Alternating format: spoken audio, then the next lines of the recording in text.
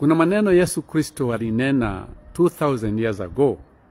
Haya maneno inakuja kutimia hapa Kenya hivi karibuni. Yesu alikuja kama mfalme wa dunia nzima kupitia kwa watu wao Wayahudi, lakini Wayahudi wakamkataa.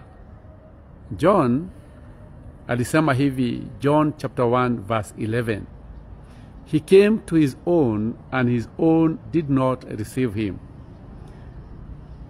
Alafu na Yesu akasema Matthew 21 verse 43.